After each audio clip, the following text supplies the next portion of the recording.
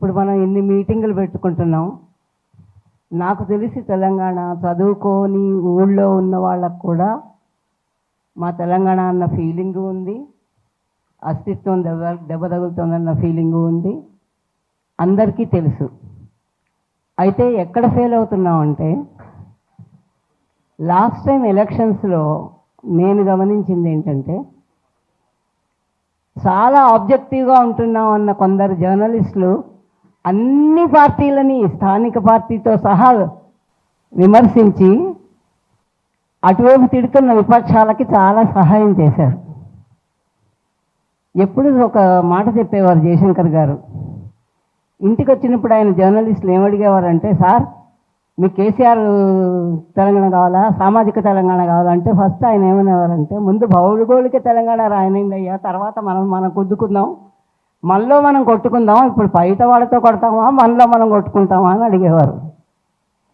అలాగ ఈ state consolidate కాకుండా, జస్ట్ 10 ఏళ్ళు కాకుండా స్థానిక పార్టీని ఓడించి దానికి ఎగెన్స్ట్గా మాట్లాడిన వాళ్ళు, నేను విద్యార్థుల్ని ఉద్యోగాలు ఎదురుచూసేవాళ్ళని తప్పు పట్టను, వాళ్ళ ఆవేదనలో వాళ్ళు వేసి ఉండొచ్చు ఓట్లు. రైతుల్ని కూడా, నిజానికి రైతులు అప్పటి ప్రభుత్వానికి ఓటు చెయ్యకపోవడం అనేది చాలా దుర్మార్గం. కానీ వాళ్ళ అమాయకత్వమో తెలియదు, అజ్ఞానమో తెలియదు, బ్రెయిన్ వాష్ అయ్యారో తెలియదు. కానీ ఉద్యమ కాలంలో ఉన్న యూనిటీ ఎందుకు లేదు, ఐక్యత ఎందుకు లేదు? తెలంగాణలో ఉన్న వాళ్ళు కూడా స్థానిక పార్టీని తోసేసి బయట వాళ్ళకి ఇప్పుడు ఇంత కుక్కలు చింపిన విస్తర ఎందుకు అవుతోంది అంటే, అందరికీ మనం చోటిచ్చాం. అక్కడ మనం ఏదో ఆబ్జెక్టివ్గా ఉంటున్నామని స్థానిక పార్టీని కూడా పోగొట్టుకుని, ఇంకొకటి ఏంటంటే, చాలా మొదటి నుంచి అసలు ఎవరు ఏం చేశారు తెలంగాణకి అని చూస్తే, కాంగ్రెస్ తెలుగుదేశం ప్రభుత్వాలు ఎట్లా పరిపాలించాయో చూసాం. సరే, గత 9.5 ఏళ్లలో ఏం జరిగిందో చూసాం. ఇంకొక టర్మ్ మనం గనక ఓపిక ఉండి అదే ప్రభుత్వాన్ని కంటిన్యూ చేస్తే వీళ్ళకి ఇంత ధైర్యాలు ఉండేవి కాదు. ఇప్పుడు ఆంధ్ర వాళ్ళ ధైర్యం అంతా ఏమిటంటే, ఎందుకంటే చాలామంది తెలుసు నాకు, చుట్టాలు ఉన్నారు, స్నేహితులు ఉన్నారు. ఒక ఆవిడ ఫోన్ చేసి కంప్లైంట్ చేస్తోంది, చస్తున్నాం, మా దాంట్లో వీధుల్లో బతుకమ్మలు పెట్టి పాటలు పొద్దుంచి సాయంత్రం దాకా చస్తున్నాం అంది. అంటే నేనన్నా మీ ఆఖరిపల్లి వెళ్ళిపోండి అని చెప్పా. అట్లాగా అసలు ఎంత వాళ్ళకి ధైర్యం వచ్చేసిందంటే, వీళ్ళ ఐక్యత అయిపోయింది, ఇంకా మనం మళ్ళీ వచ్చి ఇక్కడ తిష్ట వేయచ్చు అన్నది వచ్చింది. ఇప్పుడు మరి వాళ్ళ ప్రాంతం మీద నాగేశ్వరరావు లాంటి వాళ్ళు ఒక చిన్న కామెంట్ చేస్తే భరించలేని వాళ్ళు, తెలంగాణ రాష్ట్రం ఏర్పడినందువల్ల సమగ్రతకి నష్టం కలుగుతుంది అని ఎట్లా మాట్లాడతారు? సమగ్రతకి ఎట్లా అవుతుంది? ఎన్ని అవ్వలేదు రాష్ట్రాలు? బీజేపీయే 3 రాష్ట్రాలు చేసింది. తర్వాత చిన్న చిన్న రాష్ట్రాలు అది చెప్తా చాలా అయ్యాయి స్వతంత్రం తర్వాత. మరి అప్పుడు రాని ప్రమాదం తెలంగాణ ఒకటి రాష్ట్రం అయితే ఎందుకు వచ్చింది? అది మనం పదే గుర్తుపెట్టుకోవాల్సింది ఏమిటంటే, మనం ఏమాత్రం వీక్నెస్ చూపించినా, ఏమాత్రం అనైక్యంగా ఉన్నా కూడా చిన్న సందు దొరికినా వాళ్ళెవరూ ఎక్కడికి పోలేదు, అందరికీ ఇళ్ళు ఇక్కడే ఉన్నాయి, వ్యాపారాలు ఇక్కడ. నాకు నిజం చెప్పాలంటే ఇప్పుడు తెలంగాణ వాళ్ళకంటే ఆంధ్ర ప్రజల్ని చూస్తే ఎక్కువ జాలేస్తుంది. అక్కడ పరిపాలన చేయకుండా ఇక్కడ వెలిగిపోతున్నారు వాళ్ళు. అక్కడ ఏం చేస్తున్నారు? పోలవరం ప్రాజెక్టు 1941లోనే మీరు కట్టుకోండి అని పాపం తమిళ సోదరులు చెప్పారు. ఎన్నేళ్ళయింది? అది లేదు, అది పూర్తి చేద్దామని లేదు. మరి అమరావతి ఎప్పుడవుతుందో 2047 దాకా ఎందరం బతుకుంటామో తెలియదు అమరావతి చూడాలంటే. ఇలాంటివన్నీ పెట్టి అక్కడ ప్రజల మీద ఇది చేసి వాళ్ళకి ఏమి. కానీ ఒక చిత్రం ఏంటంటే, మీరు వారి నాయకులను ఎవరన్నా అనండి, వాళ్ళు నష్టపోతున్నా సరే వాళ్ళు అందరూ సపోర్ట్ చేస్తారు. మనం ఏం చేస్తాం? బాగా పరిపాలిస్తున్న నాయకుడిని తిడతాం ఆబ్జెక్టివిటీ పేరుతోటి, మంచి చేసిన నాయకుడిని తిడతాం. అది మన కర్మ. ఒక్కటి మనం గుర్తుపెట్టుకోవాలి, తెలంగాణ వాళ్ళు ఆంధ్రాలో ఎక్కువ మంది లేరు అక్కడ వాళ్ళతో కొట్లాడడానికి. కానీ ఆంధ్ర వాళ్ళు ఇక్కడ చాలామంది ఉన్నారు మన వీకెండ్ చేయడానికి. మన అనైక్యతే వాళ్ళ బలం. నిజానికి వాళ్ళకి బలం లేదు. తెలంగాణ వారికి చాలా అస్తిత్వ భావనలు ఉన్నాయి, చాలా వాళ్ళకి కావాలన్నది ఉంది. సఫర్ అయ్యారు, బాధపడ్డారు, సాధించుకున్నారు. ఉద్యమంలో ఉన్న లాంటి ఐక్యతతోటి ఒక స్థానిక, నేను ఈ నాయకుడు ఆ నాయకుడు అంటలేదు, ఒక స్థానిక పార్టీ, కాంగ్రెస్ స్థానికం కాదు, జాతీయ పార్టీలకి మన గురించి పట్టదు. కాంగ్రెస్ స్థానికం కాదు, జాతీయ పార్టీని పక్కన పెట్టినా కూడా తెలుగుదేశం అన్నది ఒక చాలా తప్పది మిస్నామర్. తెలంగాణ ఆయన లేదన్నాడు, కానీ నన్ను అడిగితే తెలుగుదేశం అన్నది చాలా తప్పు పేరు దానికి. అది ఆంధ్రదేశం పార్టీ. అది మనం ఎక్కువగా ప్రచారం చేయాల్సిందే. అది ఆంధ్రుల పార్టీయే, బాగా ఇక్కడ చాలా నష్టం చేసిన పార్టీ అదే, అప్పులు చేసిన పార్టీ అదే, నక్సలైట్ల పేరుతో యువతని చంపిన పార్టీ అదే, గద్దర్తో సహా దెబ్బతిన్నది ఆ పార్టీ వల్లనే. కాబట్టి తెలుగుదేశాన్ని ఆంధ్రదేశం అనే పిలవాలి, మనం ఎవరం తెలుగుదేశం అని పిలవకూడదు నా ప్రకారం. అసలు తెలుగు అన్నదానికి ఆంధ్ర జాతి వాళ్ళకి సంబంధమే లేదు. మీరు రామాయణం చూసినా, మహాభారతం చూసినా, వాళ్ళ జాతి ఆంధ్ర జాతి, వాళ్ళ భాష ఆంధ్ర భాష, వాళ్ళ ప్రాంతం ఆంధ్ర ప్రాంతం. నన్నయ్య తిక్కన ఎర్రాపరగడం చూసినా కూడా మేము ఆంధ్రం బొనరించి అన్నారు వాళ్ళు, మేము ఆంధ్రంలోకి ట్రాన్స్లేట్ చేసామన్నారు వాళ్ళు. ఎవరు మేము తెలుగులో ట్రాన్స్లేట్ చేసామని అనలేదు. ఇక్కడ పాల్కూరికి సోమనాథుడు తన ఇది రాసినప్పుడు కూడా బసవ పురాణం, ఆయన ఏమి వేడుకున్నాడంటే, ఆంధ్రులవన్నీ అందరూ చదువుతున్నారు, నేనేమో జాన తెలుగులో రాశాను, ఇది భాష కాదని మీరు రిజెక్ట్ చేయకండి, చదివి చూడండి, అన్ని రకాలుగా గ్రామర్ అదంతా ఫాలో అవుతూ నేను రాశాను, అది ఆదరించండి అని ఆయన, నేను తెలుగులో రాశానని చెప్పుకున్నాడు. ఇప్పుడు బౌద్ధుల ఆరామాలు అక్కడ ఇక్కడ ఉన్నవి చూసినా కూడా అక్కడ వాళ్ళు ఆంధ్రం అనే వాడారు, ఇక్కడ తెలుగు అని వాడారు. ఎవరు వాడాలి, ఎవరు ఆ భాషను తెలుగు అని అనలేదు. ఈ మోసం ఎప్పుడు మొదలైందంటే 53లో వాళ్ళకి రాష్ట్రం వచ్చి 2.5 ఏళ్లలో చతికిలబడ్డారు. ఏమీ వాళ్ళు అసలు చూసుకోకుండా 12.5 కోట్లు అప్పు చేశారు కేంద్రం దగ్గర. కేంద్రం ఇంకా చేతులు ఎత్తేసింది, మేము ఇవ్వలేము మీకు, మీ ఇష్టం వచ్చింది చేయండి అని. అప్పుడు వాళ్ళకి గుర్తొచ్చింది, నిజానికి ఇద్దరు తెలుగు వాళ్ళు అయితే అప్పటికే 52లో మనం వేరయ్యి మనది పెట్టుకున్నాం కదా నిజాం గారిని. మరి 53లో వాళ్ళు అయినప్పుడు అప్పుడే మొదలవ్వాలి కదా, ఈ 2 తెలుగు రాష్ట్రాలు ఒకటి చెయ్యండి అని. అప్పుడు మొదలు కాలేదు.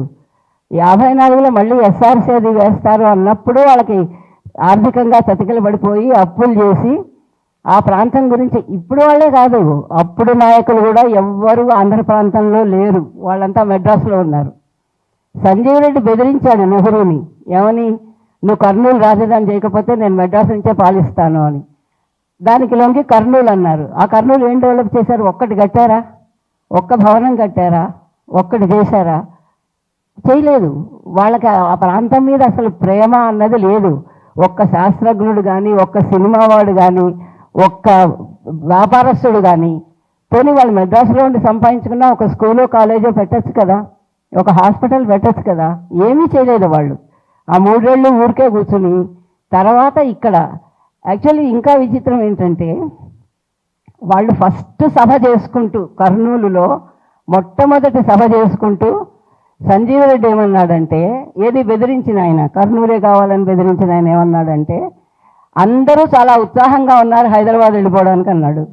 వాళ్ళ మొదటి సభలో, వాళ్ళ రాష్ట్రం వచ్చిన మొదటి సభలో అన్నారు ఈ మాట. అప్పటి నుంచి వాళ్ళు అదే చేశారు. కాబట్టి ఇప్పుడు మనం ఏం చేయవలసింది ఏంటంటే, ఇప్పుడు ఈ సభలు, నేను యూనివర్సిటీలో ప్రొఫెసర్గా చేసిన తర్వాత నాకు అర్థమైంది ఏమిటంటే, సభల తర్వాత ఏం జరగదని. చాలా సెమినార్లు చేస్తాం, ఎక్కడ వాళ్ళు అక్కడ తినేసి వెళ్ళిపోతారు, దాని గురించి ఎవడు పట్టించుకోడు, ఫారిన్లో పట్టించుకున్నట్టు. అలాగే ఈ సభలు కాదు, ఊళ్ళకి వెళ్ళి జనాలకి అందరికీ కూడా ఈ థ్రెట్ ఎంత చాలా సీరియస్గా చెప్పాలి. ముఖ్యంగా ఇల్లిటరేట్ పీపుల్కి, రైతులకి, నిరుద్యోగులకి, వాళ్ళకి రాజకీయ నాయకులు చెప్పడం కాదు, మనం చెప్పాలి, సామాన్య ప్రజలు చెప్పాలి. మీ జర్నలిస్టులు చాలా ఇంపార్టెంట్ రోల్ ప్లే చేయాలి నన్ను అడిగితే. ఎందుకనంటే ఆంధ్ర మీడియా అంతా మనకు ఎగెయిన్స్ట్గానే ఉంది. కాబట్టి ఇక్కడున్న తెలంగాణ మీడియా అన్నది చాలా సిగ్నిఫికెంట్ రోల్ ప్లే చేసి, ఎవరు స్థానికంగా మనకి మంచి చేస్తారు, ఎవరు వాళ్ళని రానియకుండా గట్టిగా నిలబడగలరు, ఎవరు నిజంగా ప్రజల మీద ఏదన్నా చెయ్యాలి, ప్రజలకి నష్టాలు పోడ్చాలి అని చేస్తారు అన్న వాళ్ళని మాత్రమే ఎన్నుకోవాలి. వాళ్ళతో వీళ్ళతో కొట్లాడి విడిపోయిన వాళ్ళు, వాళ్ళతో వీడితో కొట్లాడి పార్టీలు పెట్టుకున్న వాళ్ళు మనకు అవసరమే లేదు. మనకి ఇంకా 2.5 ఏళ్ళు టైం ఉంది. కొంచెం జనాలు ఎవరు ఎట్లాంటి వాళ్ళో జనాలకి చెప్పవలసిన అవసరం ఉంది. నేను ఈ సిరీస్ ఆఫ్ ఆర్టికల్స్ 40 ఆర్టికల్స్ నేను నెల రోజుల్లో రాశాను. చాలా ఆవేదన వచ్చింది నాకు. ఎందుకంటే జయశంకర్ గారిని చూశాను, తోట గారిని చూశాను, ఆనందరావు తోట అని. వాళ్ళు ఎంత ఆవేదన పడేవారంటే ఇది ఇంత అవుతుందని చెప్పి. ఎందుకంటే లక్షల లక్షల కోట్లు. ఒక చిన్న ఎగ్జాంపుల్ చెప్తాను. నవంబర్ 1, 1956లో కలిశారు. రాష్ట్రం ఏర్పడింది, ఉమ్మడి రాష్ట్రం. అప్పటికి 67 లక్షల సర్ప్లస్ నిధులు ఉన్నాయి ఇక్కడ తెలంగాణకి. ఎందుకనంటే అంత ఎందుకుంది అని ఎవరో అడిగారు. ఎందుకనంటే ఆ కలిసేటప్పటికి ఆంధ్ర ఆదాయం ఏమో 22 కోట్లు యాన్యువల్ ఆదాయం, తెలంగాణ నిజాం ఆదాయం 120 కోట్లు. 120 కోట్లు పౌండ్స్లో వచ్చేది ఆయనకి. పౌండ్స్లో మార్చి కూడా పెట్టుకునేవాడు. ఆ 120 కోట్ల వాళ్ళని ఆ 22 కోట్లతో కలపద్దని ఫజల్ అలీ పాపం 15 పారాగ్రాఫ్స్లో రాశాడు ఆ రిపోర్ట్లో. కానీ కలిపారు. సరే, కలిపిన తర్వాత జరిగిన విషయాలన్నీ మనకి తెలుసు. ఇది వీళ్ళు అడిగారు. అప్పుడు చాలా నిబద్ధత ఉన్న రాజకీయ నాయకులు ఉన్నారు, ఇప్పటి వాళ్ళలా లేరు కాంగ్రెస్లో కూడా. చొక్కారావు గారు అయితే ఒకసారి మేము వెళ్తే 7 గంటలు మాట్లాడారు ఆయన ప్రాజెక్ట్స్ మీద. 7 గంటలు, 1 గంట మాట్లాడతానని, అంత నిబద్ధత. గ్రిగ్లానీ గారు 610 జీవో అది రిపోర్ట్ సబ్మిట్ చేసిన తర్వాత నేను మా హస్బెండ్ వెళ్తే ఒకరోజు 2ంటికి వెళ్ళాం భోంచేసి. 5:30కి అయిపోతుంది అనుకున్నాం. మర్నాడు సాయంత్రం 4 దాకా మాట్లాడారు ఆయన. ఆ రోజు రాత్రి కాసేపు నిద్రపోయి. అంత నిబద్ధత ఉన్నవాళ్ళు, అంత చేసిన వాళ్ళు. ఆ 610 జీవోలో ఎన్ని అన్యాయాలు జరిగాయి అన్నీ బయటికి రానియలేదు. ఎందుకంటే అప్పటికి ఎన్టీ రామారావు వెళ్ళిపోయి చంద్రబాబు వచ్చాడు కాబట్టి ఇవన్నీ కూడా ప్రజలకు తెలియవలసిన అవసరం ఉంది అన్న భావనతోటే నేను ఆర్టికల్స్ రాశాను. అది ఏంటంటే ప్రజలకు తెలియాలి. ప్రజలకు తెలియజెప్పవలసిన వాళ్ళు మీ జర్నలిస్టులే, మీరే. అందుకని వాళ్ళకి తెలిసేటట్టుగా చేసి అదేమైందంటే 56 నవంబర్లో కలిసిన వాళ్ళు మార్చిలో బడ్జెట్ పెట్టినప్పుడు ఇక్కడ వాళ్ళు అడిగారు, చొక్కారావు గారు వాళ్ళు. ఎందుకంటే అప్పటికే నిజాం ఏం చేశాడంటే ఒక 44 చాలా చిన్న ప్రాజెక్ట్స్ అటు తుంగభద్ర దాకా కూడా ప్లాన్ చేసి దాని ఖర్చు కూడా రాశాడు. అన్నీ రెడీ అయిపోయాయి పేపర్లు. 12 కోట్లు మాత్రమే ఖర్చు అవుతుంది ఆ 44 ఆ రోజుల్లో ఆ 44 ప్రాజెక్ట్స్కి. అంటే వీళ్ళు చొక్కారావు గారు వాళ్ళు అసెంబ్లీలో లేవనెత్తారు అది. ఆ 12 కోట్లు మాకు ఖర్చు పెట్టి మాది చేసేయండి, ఈ ప్రాంతం అంతా సస్యశ్యామలం అవుతుంది అంటే డబ్బులు ఎక్కడున్నాయి, అయిపోయాయి అన్నారు. 6 నెలల్లో తినేశారు 67 కోట్లు. Just 6 months. అంటే అక్కడ ధవళేశ్వరం బ్రిడ్జ్ బాగు చేశారు, ప్రకాశ్. అది ఆంధ్ర ప్రజలకు ఖర్చు పెట్టినా కానీ చాలా సంతోషించేవాళ్ళం, ఒకరైనా బాగుపడ్డారని. ఇప్పుడు ఆంధ్ర బాగుపట్టలేదు, తెలంగాణ బాగుపట్టలేదు. అది మనం చాలా గమనించాల్సిన విషయం. వాళ్ళని కూడా ఎడ్యుకేట్ చేయవలసిన అవసరం ఉంది. నేను రాయబోతున్నా, ఆంధ్ర వాళ్ళ గురించి కూడా రాయబోతున్నా. ఎందుకంటే ఇంకొక చిన్న విషయం చెప్పి ముగిస్తాను. కృష్ణా కమిషన్ వచ్చినప్పుడు వాళ్ళు కలిశారు. ఏది రిపోర్ట్ సబ్మిట్ చేసిన తర్వాత కలిసినప్పుడు పొద్దున్న 9ంటికి మీటింగ్ మొదలైంది.